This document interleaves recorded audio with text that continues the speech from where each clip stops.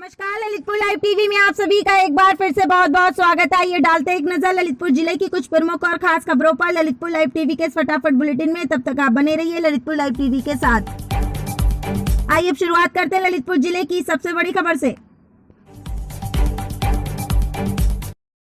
ललितपुर जिले के थाना शहर कोतवाली क्षेत्र के राजघाट चौकी अंतर्गत कस्बे की एक मोटरसाइकिल रिपेयरिंग की दुकान में अलाव जलाकर तापना महंगा पड़ गया, जिस कारण से मोटरसाइकिल सर्विस की दुकान में आग पकड़ने से लाखों रुपए का सामान जलकर खाक हो गया। लोगों की सूझबूझ से दुकान का ताला तोड़कर पानी डालकर आग पर काबू पाया गया। ललितपुर लाइव टीवी के लिए राजघाट से राघवेंद्र सिंह की रिपोर्ट।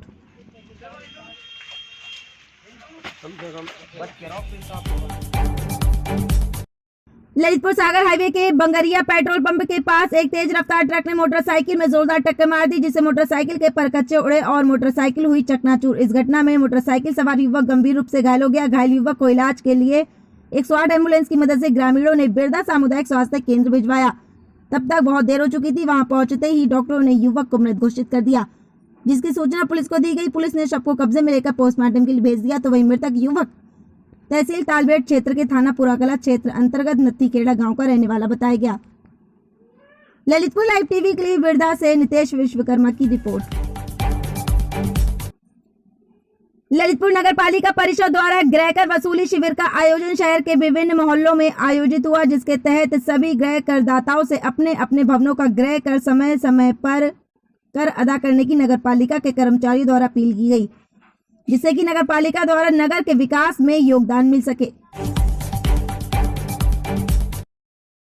महान समाजवादी विचारक लोक बंधु राज नारायण की जयंती पर समाजवादी पार्टी कार्यालय पर धूमधाम से मनाई गई जयंती। इस अवसर पर सपा के पूर्व जिलाध्यक्ष कैलाश सिंह यादव की अध्यक्षता में एक संगोष्ठी का आयोजन किया गया। संगोष्ठी में अपने अपने विचारों को रखते हुए पदाधिकारियों व कार्यकर्ताओं ने लोक बंधु राज नारायण के जीवन से जुड़ी महत्वपूर्ण घटनाओं पर विस्तार से प्रकाश डाला। इस दौरान 2 दिसंबर को राष्ट्रीय अध्यक्ष अखिलेश यादव के ललितपुर आगमन और आगामी विधानसभा चुनाव को लेकर भी विचार विमर्श किया गया। ललितपुर लाइव टीवी के लिए पंकज रैकवार की रिपोर्ट।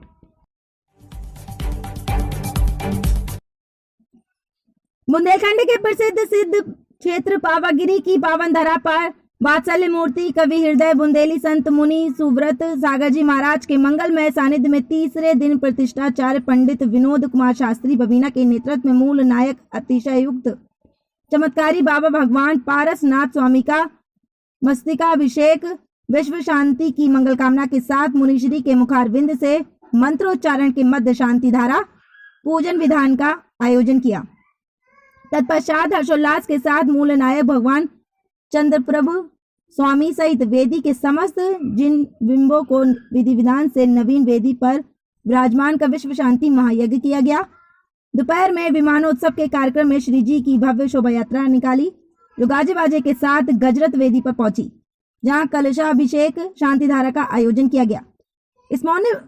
इस मौके पर मुनिश्री ने मेरा मंगल तेरा मंगल सबका मंगल होवे, सुखिया होवे सारी दुनिया कोई दुखी ना होवे पंक्तियों से अपना मंगल प्रवचन शुरू किया एवं धर्म सभा को संबोधित करते हुए कि हमें हमेशा विश्व शांति की मंगल कामना एवं परोपकार की भावना के साथ सभी की कुशलता का भाव रखना चाहिए। वार्षिक मेला में जो विमानोत्सव की परंपरा है, उसके लिए हमें पूर्वजों के उपकार को नहीं भूलना है। पारसनाथ दरबार में भारी संख्या में श्रद्धालुओं ने दुख दर्द निवारण एवं मनोकामना पूर्ति के लिए अर्जी लगाई, जिसका आयोजन मेला में प्रतिदिन किया जाएगा। अहिंसा सेवा संगठन के संस्थापक विशाल जैन पवार ने बताया कि 24 नवंबर को सुबह मान स्तंभ पर कलशारोहण एवं त्रैवार्षिक कलशाभिषेक के बाद स्वर्ण भद्रादि मुनिराजों का निर्माण महोत्सव मनाया जाएगा। दोपहर में क्षेत्र का वार्षिक अधिवेशन पांडुलिक शिला पर कलशाभिषेक एवं फूल माल का आयोजन होगा। रात्रि में शास्त्र प्रवचन मंगल आरती एवं सांस्कृतिक कार्यक्रमों का आयोजन किया गया। ललितपुर लाइव टीवी के लिए तीर्थ क्षेत्र पावागिरी से विशाल जैन पवा की रिपोर्ट। ललितपुर शहर में गोविंद सागर बांध से सिंचाई के लिए निकली छोटी नहर की सिंचाई विभाग द्वारा नहर के किनारे लगी हुई घास फूस और कचरे को निकलवा कर साफ सफाई की गई, जिससे कि नहर का पानी टेल तक सही ढंग से पहुंच सके, जिससे कि किसान अपने खेतों में सिंचाई कर सके। ललितपुर लाइव टीवी के लिए पंकज रैकवार की रिपोर्ट। शहर की हृदय स्थली कहलाने वाला घंटाघर चौराहा, जहां एक साथ आज 4 अलग अलग थाना क्षेत्रों से आए परिवारों में परिवारों के परिजन न्याय के लिए धरने पर बैठे हैं। आइए जानते हैं कि किसकी क्या है समस्याएं और उन्हें धरने पर बैठने के लिए क्यों मजबूर होना पड़ा। देखिए ललितपुर लाइव टीवी की इस रिपोर्ट में। ललितपुर लाइव टीवी के लिए पंकज रैकवार की रिपोर्ट। जमीन के बारे में बैठे, हमारी जमीन जोतन बेन नहीं दे रहा है, तिजू दमंग है, गुंडागिरी कर रहे हैं। दमंग क्या कहती हैं आपसे? क्या कहते हैं कि तुम मार के फेंक देंगे, इस जमीन पे आएगा तो बिल्कुल दे नहीं सकती है। तो आपसे जाके हमने पूरे में दरखास्त लगाया, डिंगम सिगो साहब फोन और क्या कहते बानपुर गए और चौकी गए और उनको गए थे FC साहब को, सबको दरखास्त लगाए, कोई मेरी सुनवाई नहीं करी गई। इस वजह से मैं घंटा घर पे मंडोल लगाए बैठी। न्याय चाहने अन्याय नहीं। मैं पहाड़ी तिलवान का जिला टीकमगढ़ का रहने वाला हूँ। अपनी बहन को ससुराल पहुँचने वाला था, इसलिए गैल में राहुल नंजन ने मुझे मारा और जाति सूचक शब्दों से गाली दी और मेरी गाड़ी फोड़ आई और उससे के बाद मेरे घर पे आके वो मारा और मेरे साथियों ने मेरे जीजू ने बचाया तो उसको भी मारा, गर्दन पकड़ के मारा और कुल्हाड़ी से वार किया। शिकायत 151 धारा के तहत उनको रफा दफा कर दिया गया और कुछ नहीं हुआ। SP ने गए थे, CO ने। मेरे गांव में टीला का रहने वाला हूं, बकरियां चराने गया था। हार में नाले के पास सत्येंद्र राजा सनोप्त नौने राजा वे आए और मुझे मारपीट करने लगे। फिर बाद में बोले गलत हालत तो उससे बकरा चाहना था।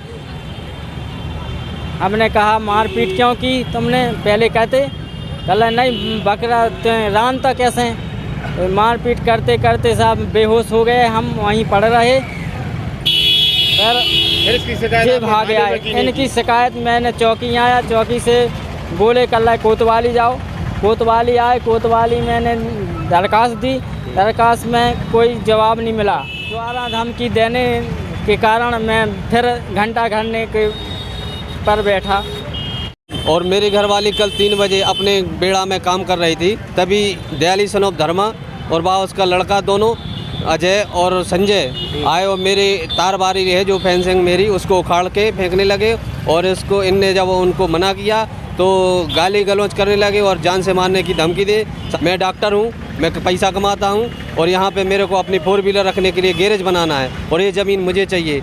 और जब इनने मना किया तो लाठी डंडों से मारने के लिए लेके आ गए और इन्हें जान से मारने की धमकी दी। और मैं मजदूरी करने बाहर गया था सर, तो मुझे कोई पता नहीं है।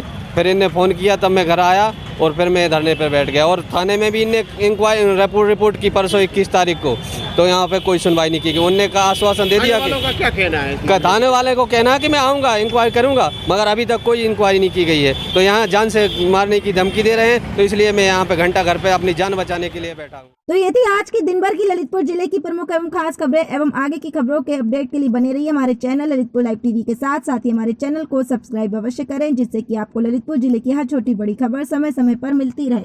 धन्यवाद।